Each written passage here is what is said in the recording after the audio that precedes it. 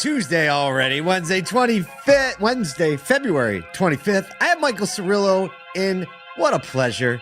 We get to talk about your trip to Toronto and anything else that you try to get us canceled about.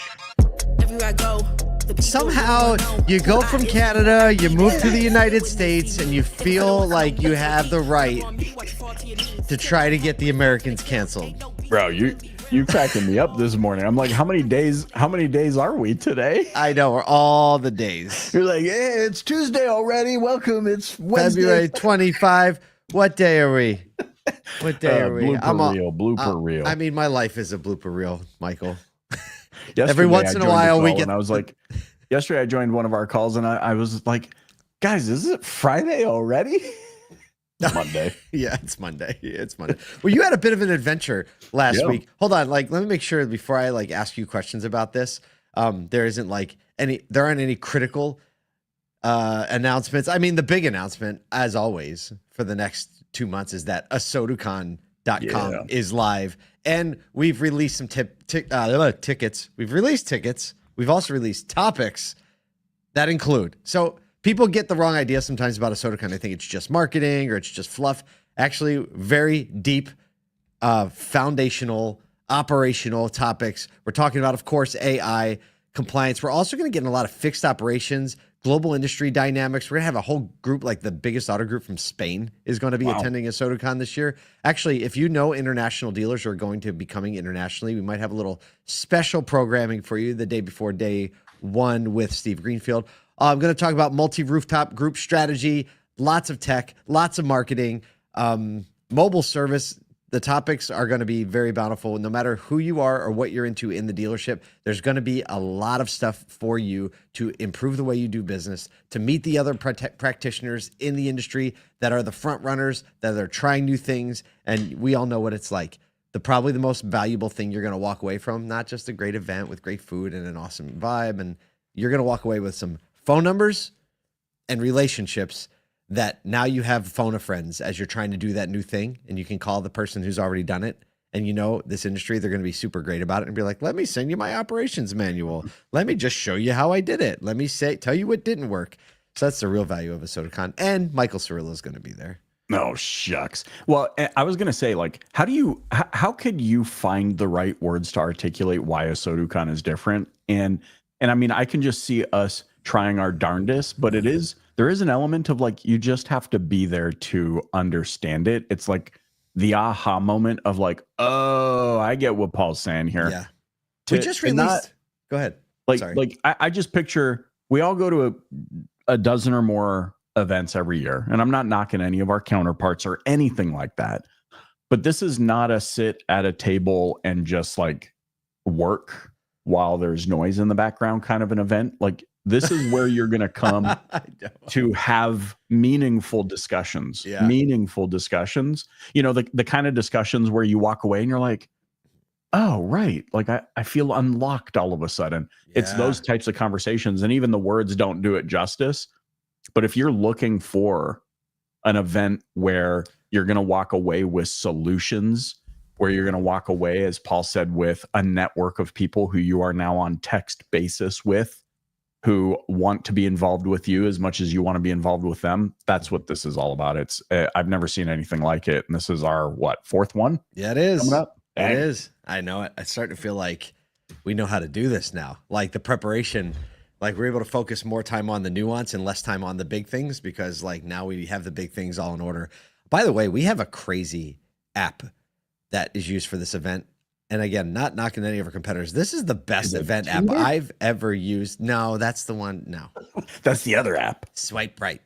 No, no, but this app is we had such a high level of app usage because I've never seen an app where there's it's like a social media platform where there's that people posting and commenting. None of that even sees the light of day in the rest of the world. But even before the event started, weeks before, people are on there having conversations already. I was like, I'm so sad and so happy at the same time. I'm sad because the rest of the auto community isn't going to get to see these things that are going on, but I'm happy because that's the value of being in the ASOTUcon ecosystem, is that it starts before the event, goes through the event, and people stayed active on the app after the event. So you can download it now, ASOTUcon, just search it on the App Store.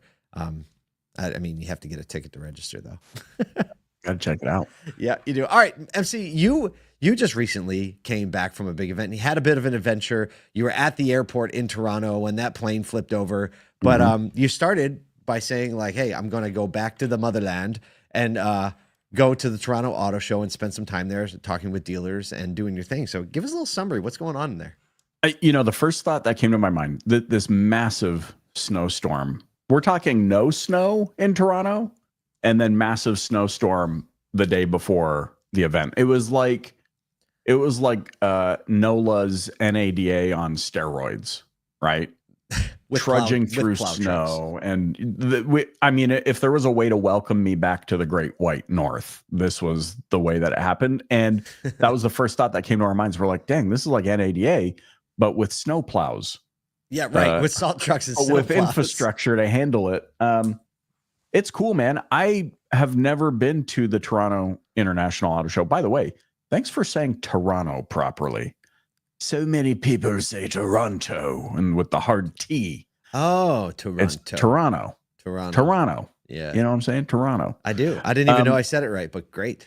I didn't quite know what to expect going into the auto show. It was awesome, right? Massive convention center, all the OEMs pulling out their beautiful displays. And I mean, one in particular, Audi House, was unreal. It was like Batcave meets library meets Grand Central State. I can't even, there's going to be video of it. I'm sure everywhere. And I got to interview actually the master architect, Omar Gandhi, who put the whole thing together. What I thought was in particularly cool was how deeply how deeply the OEM thinks about that space and its contribution to ROI is something I've never thought about before. Wow. That's where a lot of the talk around auto shows across the country. There are a lot of advocates for turning it back into a consumer-centric event, as opposed to just being like, PR opportunities for new product releases and things like that, but also put a lot of intentionality. Like, this is how we move the industry closer to the public by paying attention to how they experience the show and not just pulling a couple cars on the floor and letting them walk around. So here's what was crazy to me. You walk into this area and they had a whole section of the building blocked off, and it's loud and it's vibey. Stellantis has a pretty awesome Jeep, like interactive Jeep display, and they're taking people on rides and going upstairs and down and on the side and all that kind of stuff. And it's fun and it's loud and stimulating. Yep. You walk into Audi House and it was like walking into a Taoist temple. Really? Dude, everybody, the sound shut off. It was like, when I talked to Omar, I basically said like, it was reverent. Whoa. I can't wait to see the videos. Dude, and that reverence, that silence actually became a character of the space. Hey. Where like, when people go to those dark rooms and it just enhances all the other senses, where now you're like, it was weird. I can't explain it. It's kind of like a ASOTU con. You just have to go and experience it in person. You almost look at the vehicles that are on display through a different lens that you would have not listened to had you been bombarded with other. The environment means so much. I mean, I think we can pull away a lot, even in how we condition our showrooms all across the country, right? Like, I've been in showrooms that have a vibe, and it doesn't have to be expensive to have a vibe, but the way your people interact with one another, the way they're greeted, the volume of the music you're playing, the intentionality on the experience when someone walks in. And most people that walk in, right, like they've already had some level of interaction with the store. To be able to welcome them in and set the tone and set the vibe. You're probably not going to reach reverence in a lot of stores across the country, but you can definitely reach intentionality and intentional. And it sounds like Audi House are experts. They knocked it out of the park. I can't wait. I can't wait. So that's you're gonna have a Dealer Playbook episode about. We're gonna have a Dealer Playbook episode. We got some B-roll walking through the space and showing people what it's all about. So I can't wait for you guys to see that. There were other things though. It was cool being in the press gallery, right? Like, we know a lot of the events that we do with the ASOTU, there's a press room and there's all that sort of thing. But to be in the press room, White House-esque, where like legislators are making announcements and doing their press releases, and you're like, any minute now they're gonna realize it's me in here. Yes, like I'm like eating an apple fritter, I'm like licking my fingers from Timmy's. Yeah, some media aides telling me to quiet down. What I'll say about that is that they're definitely concerned about the tariffs still. Yeah, I bet they are. Very, very concerned about the tariffs and all of the what ifs. And it kind of made me realize, though, that the things they're talking about, like being in the room while they were talking about these things and their thoughts on them, I thought, oh, I mean, there is, dare I say, quite a bit of sensationalism built into the language that they use. I mean, yeah, it's politics. Yeah, and so I thought that was kind of interesting, just being in the room when that happened. And I got to say, a couple of shout outs for me, favorite interviews that we did. Obviously, we were there with ASOTU and the Dealer Playbook, being part of the media network now. Mr. Shaheen Alizadeh. I got to tell you about him really quick. This was a standout to me. He's the founder of the Downtown Auto Group in Toronto. Started with one brand, and I want to say it was like Saturn or something like that. Like it was, he even chuckled. He's like, yeah, it was a brand that doesn't exist anymore. A couple of those. Now to have 12 to 15 brands all in the same building on the same 5-acre plot. And as he was thinking about his growth, and especially as things became more and more expensive in Toronto, I mean, to buy 1 acre downtown Toronto now is probably in the $10 to $15 million range. Yeah. He thought, well, how do we expand our influence? This was interesting words for me. How do we expand our influence? And so what he ended up doing is, over 4 years, getting all the permits in place and building 600 condos above his dealerplex. And what intrigues me about this, yeah, like and nonchalantly too, Mr. Alizadeh goes, and there's no vacancy. Like, yeah, they're all spoken for. Yeah, everyone wants to live there. We talk about like dealership experience, and the thought that crossed my mind, Paul, was people now live at the dealership. Yes. Like, you want to talk about not just visiting it and having a cafe, which all of that is really cool, and doing, cool different things, and some have different experiences. He's like, but now these people live at a dealership. Oh, you didn't like dealerships? You live at one now. Oh, that sounds like a More Than Cars episode waiting to happen. Where do you live? Above Mazda? Yes. Or sorry, Mazda, as they say. Mazda. Is that what it is in Toronto? Well, thanks for sharing that with us. I can't wait to see and hear all the content coming out of that. Yeah. If you don't already, you need to subscribe, follow the Dealer Playbook on every podcast channel, or Michael Cirillo on LinkedIn, because he's got such a pretty face. Let's talk about some news. Speaking of Tinder, let's talk about some news. So cyberattacks on automotive and smart mobility products surged 39% in 2024, with EV charging infrastructure emerging as a major target, according to Upstream's 2025 Automotive and Smart Mobility Global Cybersecurity Report. That's a big name. 409 cyber attacks were recorded in 2024, up from 295 in 23. Attacks on EV charging stations jumped from 4% in 23 to 6% of that number in 2024. Hackers targeting EV chargers for data theft, fraud, and ransom payments, with nearly 75% of attacks disrupting charging services. Wow. Researchers have also demonstrated that hacking EV chargers could disrupt entire grids because they're all connected. In 2024, 59% of EV charging cyber attacks had the potential to impact millions of devices, while 37% could still have affected thousands, according to the report. Mozilla's 2023 research found that all 25 major automakers collected excessive data, also raising privacy concerns, posing it as a large target for anyone who wants to steal stuff. Shira Sarid Harizer, Upstream VP of Marketing, said, quote, "It is not necessarily the number of assets, it's the connectivity and the fact that they're all interconnected that increases the risk dramatically." This is a fun article, since I'm about to buy my first EV. Well, don't watch Zero Day on Netflix. Oh, no. You know what I love about this? I get the news from ASOTU, and I'm so intrigued by this because it's funny to me that after all this time, this is I think the first time I can think of where this has become the topic. I'm like, it took us this long to think about how people were going to start stealing stuff through the EV network. Networking grid. Yeah, that's true. I've heard a little bit. I mean, not necessarily through the EV grid. This is the first time, actually, you're right, that I've heard about EV charging hacker. People are going to find a way. I mean, they always try. They always try. They always do. And then people will find a way to stop them, and around the cycle goes. I mean, like, we've seen a lot of data theft this year in just general retail. You know, people putting the credit card readers over the terminals in the Walmarts. Yeah. One of the biggest one is, like, if you have to pay to park, they just replace the QR, put a little QR code sticker over the QR, so it takes you to a fake payments page. Yeah. With the EVs, that's also one of the things they mentioned, fake payments pages where you put your credit card data in. I would also argue that most people don't really care if their credit card information gets stolen. Like, I mean, you care. It's an inconvenience, but you don't have any liability.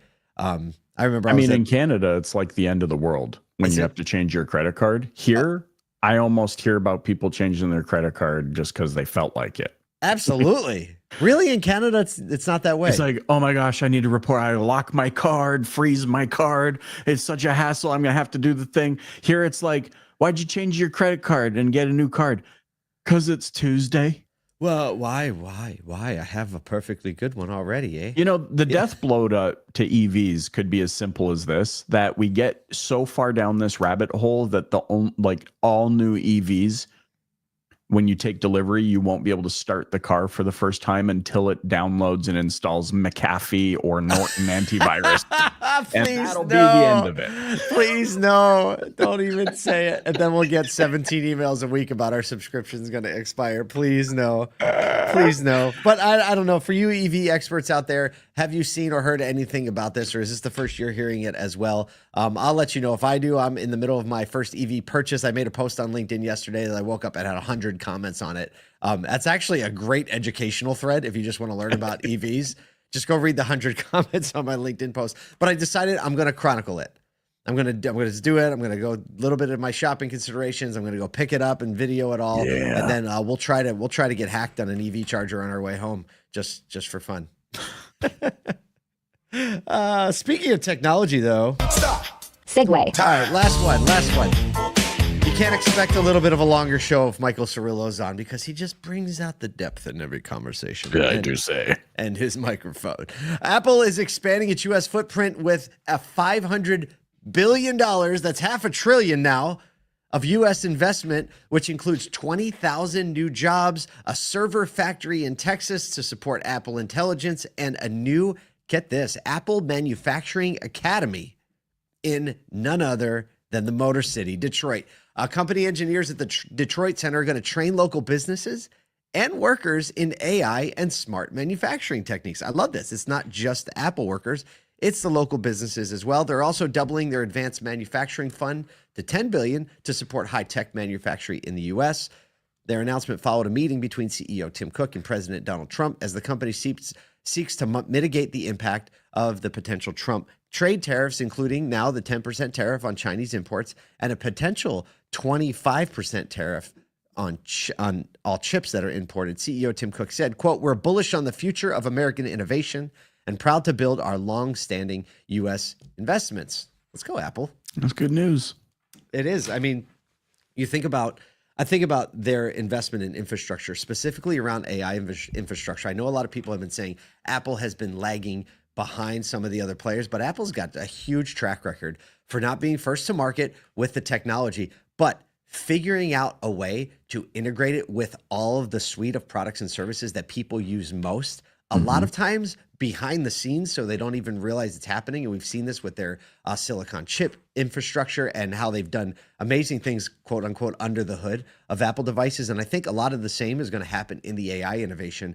And as far as the training academy in Detroit, we have to think that some of the automakers in Detroit are going to do some kind of collaboration or piggyback off this somehow. I think they'd be foolish if they didn't. I mean, it might be a little harder for GM, who said we're not going to have CarPlay in our EVs, but for everybody else. Yeah, for all the others. I know. I feel like we need to end the show trying to recreate that picture that Nathan put up there. Like, that pose is pretty.